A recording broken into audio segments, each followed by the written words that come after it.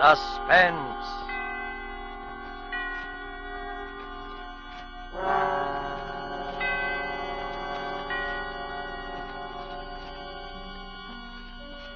This is the Man in Black.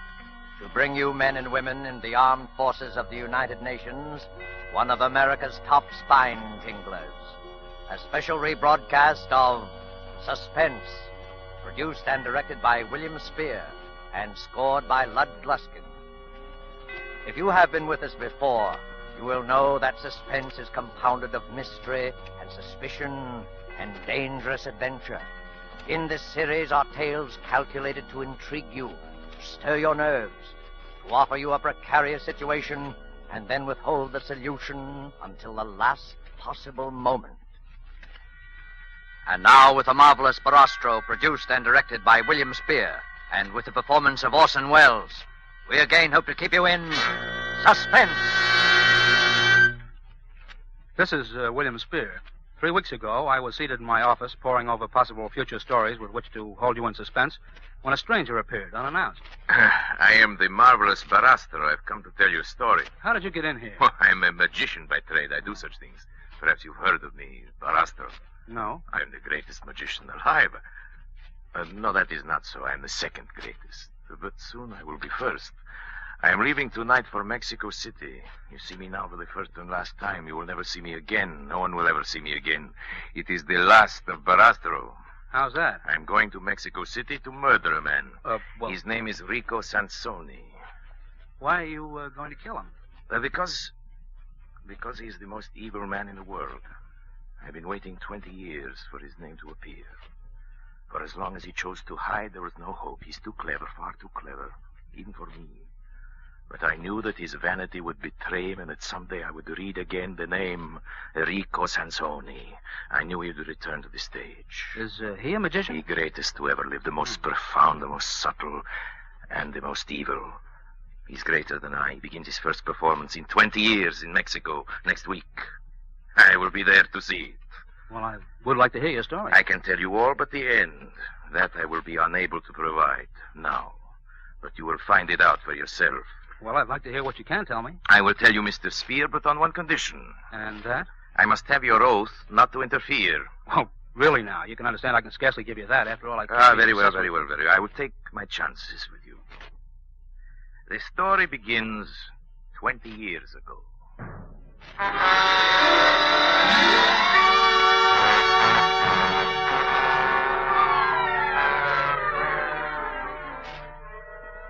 I was a young man. I traveled as a magician with a small carnival through southeastern Europe. One night we came to a village in Malo, Russia. Our cymbals sounded, our torches flickered in the spring wind, and the villagers gathered around our tents and wagons. I had taken my place in the black box outside my tent. There were holes in the box through which I could watch the crowd while the barker made his announcement. Barastro, the marvel of marvels. Barastro, the magician, who speaks with the dead and reads the secrets of life. At this moment, I saw her for the first time. Her young and gentle face surprised me among so many peasants. I said to myself, what a strange girl, what a beautiful child. I kept watching her. I couldn't keep my eyes away from her. At length, an old peasant led her in, holding her by the hand. I saw at once that she was blind. My granddaughter would like you to tell her future.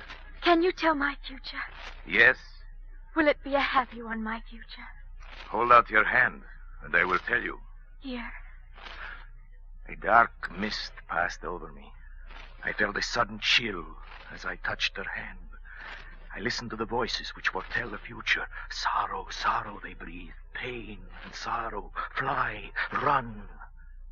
I studied the girl's face, a fear gripping at my heart.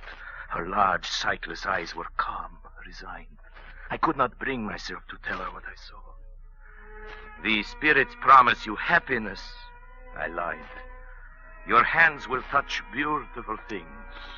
Love and delight will await you. Oh, thank you, sir. Thank you.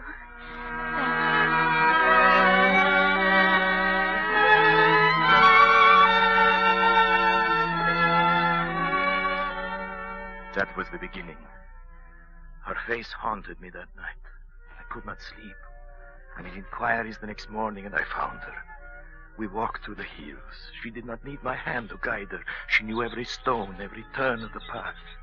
She spoke of the trees around us. She had strange names for them.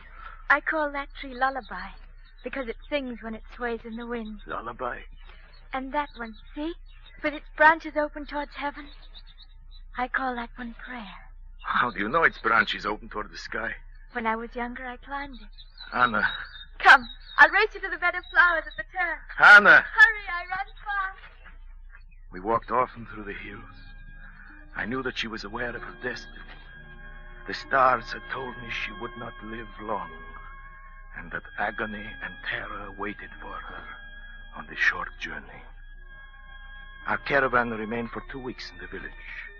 At the end of that time, I asked Anna to come with me as my wife. You make me very happy, Shari. I could live only with you. I will love you with all my heart. And you will teach me, Shari. You will teach me to see. To see? Does one need eyes to see as you do? Shari, you will teach me to see beyond the horizon. You will teach me to see as you see. We were married. We rode together in the gilded wagon, and the vows were taken under a clear sky. Suddenly, the sky changed. It was only then that I realized what I had done in seeking to save her. I was fulfilling the terrible message of the stars. For it was I, Shari Barastro, who was the instrument fate had selected for her ruin.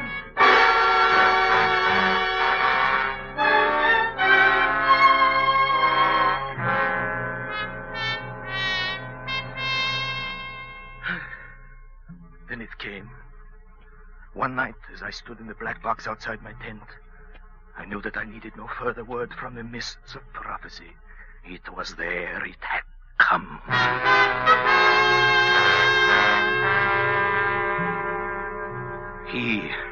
He stood among the peasants before our tent, a graceful figure, smiling, leaning on his cane, a man of the world, amusingly out of place in this faraway little village. I looked at him through the holes in my box. As I looked, I turned cold.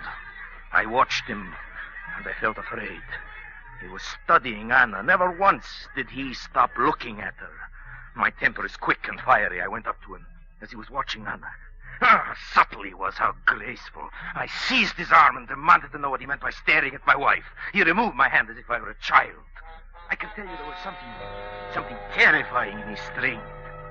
I most humbly beg your pardon for this misunderstanding. Let me introduce myself. My name is Rico Sansoni. I'm a student of the occult, traveling about the world in search of knowledge. Inside of me, I feel that girl has remarkable psychic powers. I'd hoped to be able to induce her to join me as my assistant. Soon planning to go on the stage, but now that I know she's your wife, I apologize again for my seeming forwardness.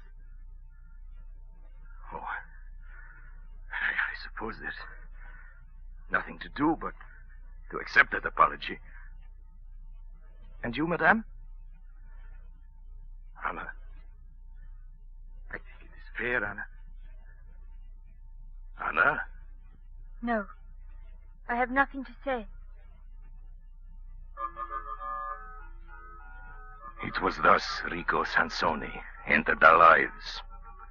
Little by little during the days that followed, he attached himself to us. We listened, Anna and I, to his tales. He'd been everywhere, seen everything. He brought the world into our gilded wagon. In his presence, I always felt elated and flattered. Thus does a man move in the grip of his destiny. Thus do we dig with our own hands the appointed grave for our happiness. For one night, Anna came to me and took my hands and told me something that made my heart grow black.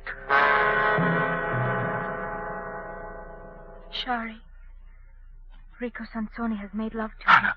I've done nothing wrong. I'm afraid of Rico. I tell you this so you will understand my fears. You want to tell me about it now? Yes. Tell me then. Rico came to me this afternoon while I was alone. He took my hand and held it gently in his. I suspected nothing until he asked me if I loved you. and how deeply I loved you. Then he asked me if I loved you more than happiness or life. I took my hand from him and said, I cannot talk of love to you. Even of my love for my husband. Please go. Yes? Rico. She's told you. Sorry, forgive me. For a moment I grew weak. Let me remain your friend. I brought you both some flowers. I picked them myself. Will you accept them? You won't accept them? Of course we will, my friend. How could I have doubted you? I understand. Come, forget the entire incident. You are kind. Really, you're kind.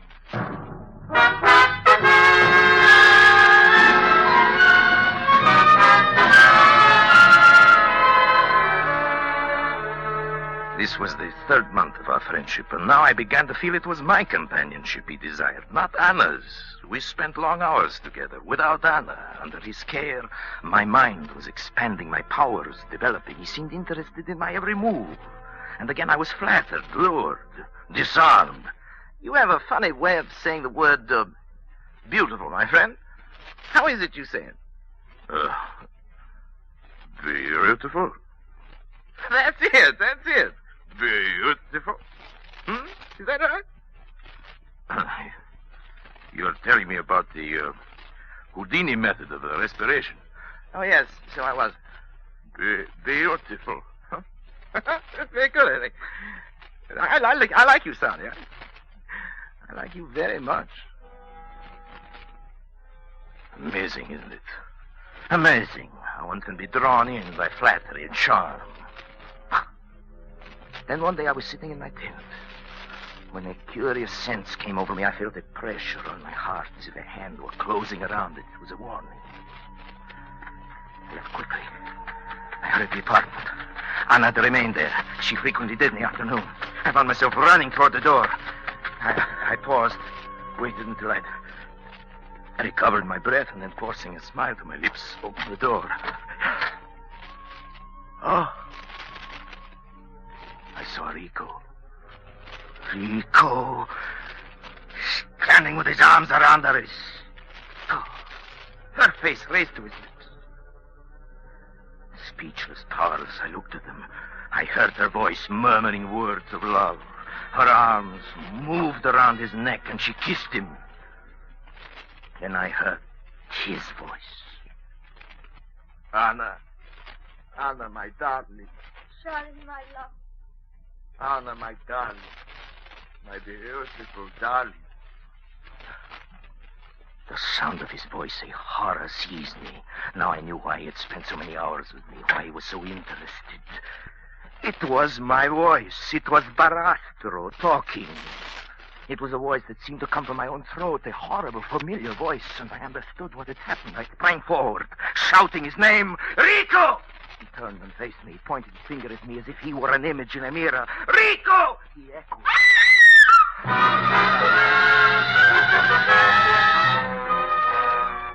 Murder was in my heart. I flew at this monster. We struggled across the room. He answered my cries with cries that echoed each note, each inflection of my voice. I saw him through my rage. His face was contorted like my own. His every feature had changed. He was Barastro. There were two Barastros, screaming together, tumbling over each other.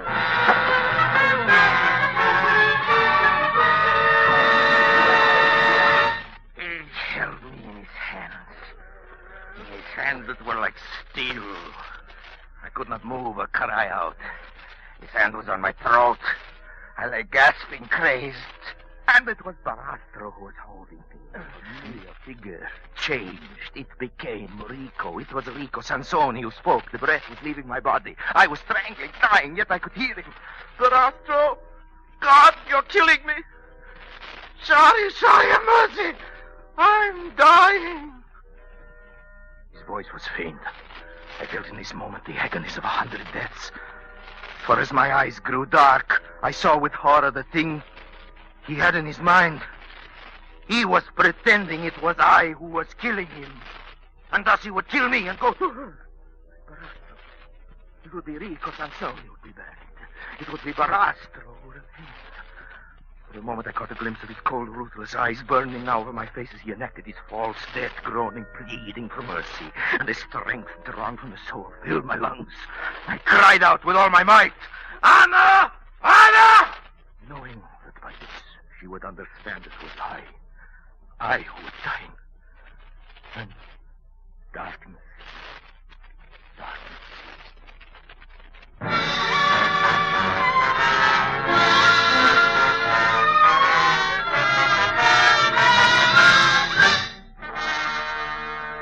An hour had passed when I opened my eyes. My head was splitting, my throat was stiffened. I raised myself and looked. He was gone. I saw her. She was standing in the corner of the room, crouched against the wall, her hand against her teeth, and staring into the terrible dark around her. "Anna!" I whispered to her. "Anna! It is I, Anna. I, Shari. Anna! Oh, God. Anna, please. Anna, darling, listen to me. Anna, give me your hand. Anna, listen, it is I. It is I, Anna, Shari, your husband, Anna. Listen, Anna, remember, Anna. Remember when we first kissed? When we first kissed, Anna? That time on the hill, Anna, remember? I called you little princess, remember, Anna? And Anna, about your trees, Anna, huh? About lullaby, the names you had for them, lullaby and prayer. Anna, one with its branches pointing toward heaven, the one we climbed. Anna, please. Anna, please. Please, Anna. It is I, Anna. Come here, listen. Listen carefully, Anna. The spirits promise you happiness. Your hands will touch the earthful things. Love and delight await you. Oh, Shari. Oh, my darling. Oh, my Anna, my sweet. Oh, Shari, hold me close. Yes, my darling. Oh, he's Shari, hurt you, what he's done. There, my darling. It's all right now. It's all right. It's all right. It's all right.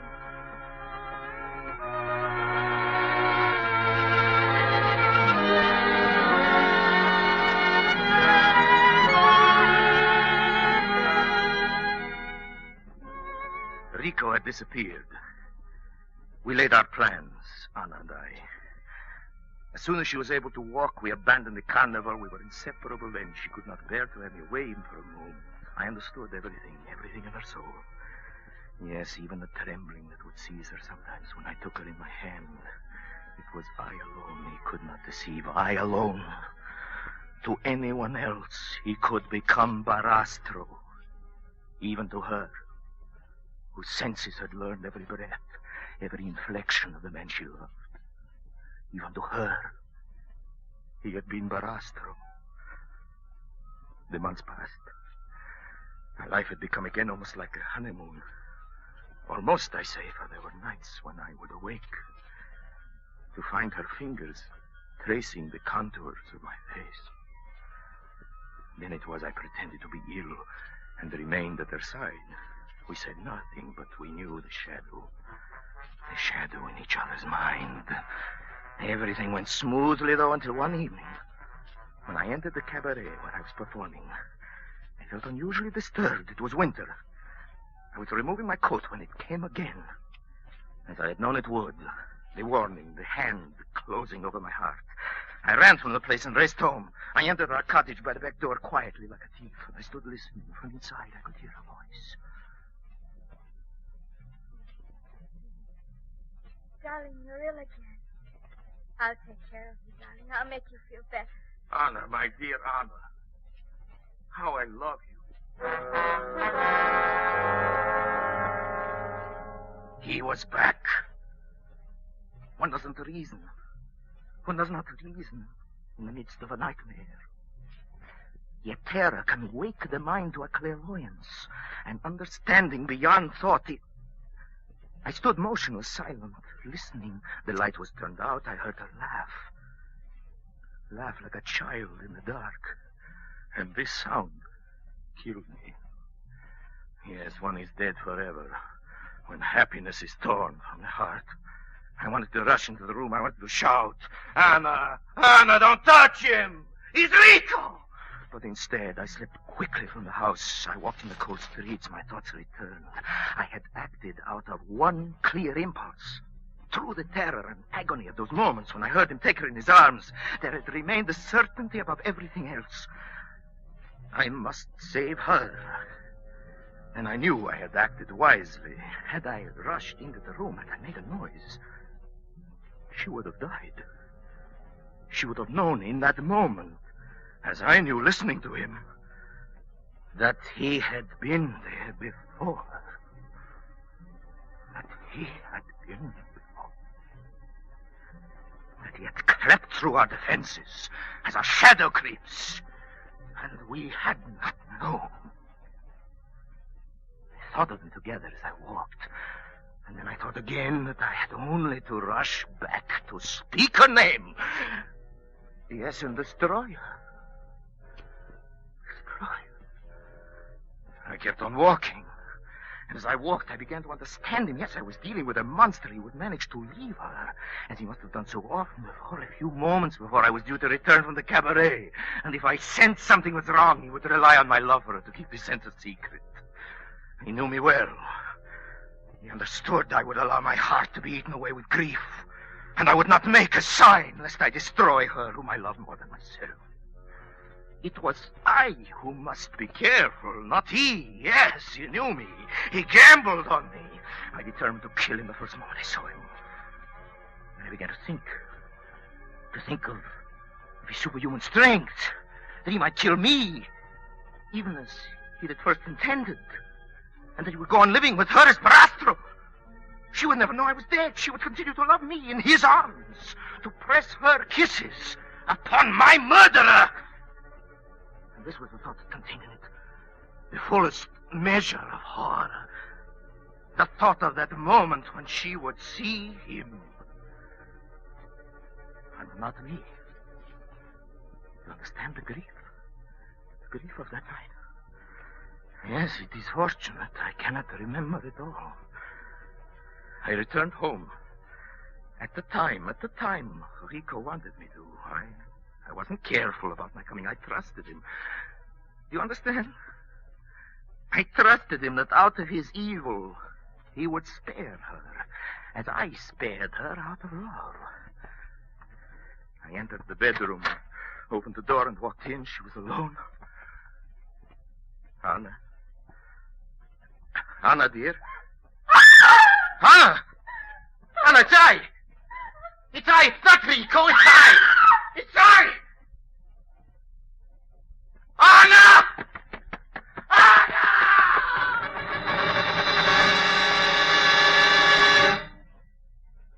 This is my memory of Anna. My memory. She seized her face with her hands as if she were tearing something. Yes, the darkness. As I rushed to her, she fell. She did not speak again. In the morning, she died.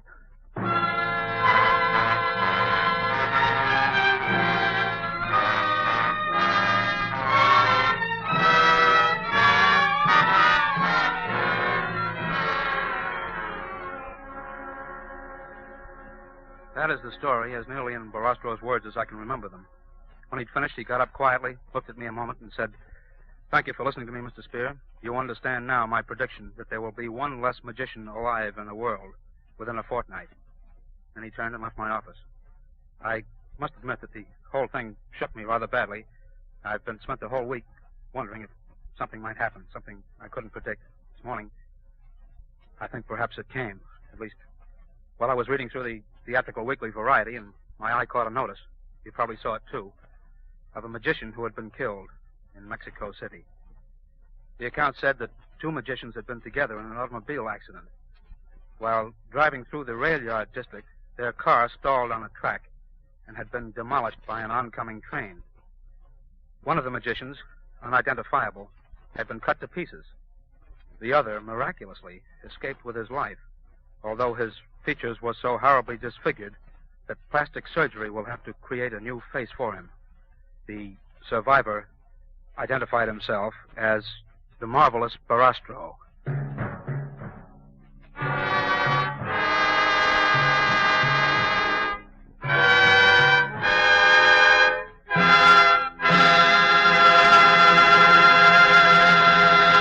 And so closes Ben Heck's story of the marvelous Barastro, starring Orson Welles. Tonight's tale of Suspense. And now, further to intrigue you, we of Suspense present a special preview of our next exciting tale. And here it is, a tantalizing glimpse of our next adventure in Suspense. Very good. It is pleasant, isn't it, sir? And there's not many rooms with such pretty pictures, are there now? We have had them in the family for years, sir, and we're... Pictures interest me very little. You see, what really impresses me about the room is the very simplicity of it. The bareness. Yes, sir. It's not at all crowded, is it? It will be quite suitable, Mrs. Bunting, sir. Mrs. Bunting. You see, I do a great deal of reading in my book here. The Holy Bible. Yes, sir. And please, sir, let me help you with your luggage. No. Don't touch it. But I only You wish... only wish to help, of course. You must forgive me, Mrs. Bunting. It's just that I'm so very weary. Of course, sir. He bringeth them to their desired haven. Beautiful words, Mrs. Bunting. Indeed they are, sir. And now, at last, I have found my haven of rest. Yes, sir. Then you'll be taking the room? Yes. I shall pay you 30 shillings a week. This is satisfactory? 30... Why, yes, sir. Yes, sir, that will be quite all right. Good. My name is Sleuth, Mrs. Bunting. Mr. Sleuth. Sleuth. Think of a hound, Mrs. Bunting, and you'll never forget my name. 23, 4, 30. 30 shillings. Thank you, sir. And would you be wishing anything now? Supper, tea? Nothing, thank you. Good night, sir. Good night, Mrs. Bunting. You have... Stop it! Oh, yes, sir. What did I do? That song you were humming. That music. But I... Music, Mrs. Bunting, save that expressing the majesty of God, is an accompaniment for irreverent gaiety and an instrument of sin. Yes, sir. And you assured me your dwelling was quiet. But it is, sir. Believe me, sir, I didn't mean any harm. Of course. I'm sorry, Mrs. Bunting. I fear I spoke sharply. I don't wish you to think me rude. After all, you have been so kind, so considerate. I hope I know a gentleman when I see one. Thank you. Thank you very much. And on second thought, perhaps a bit of bread and butter would be pleasant. Bread and butter? Certainly, sir. I'll have it in an instant. And so until our next performance, when you will hear the rest of this exciting tale, we keep you in suspense.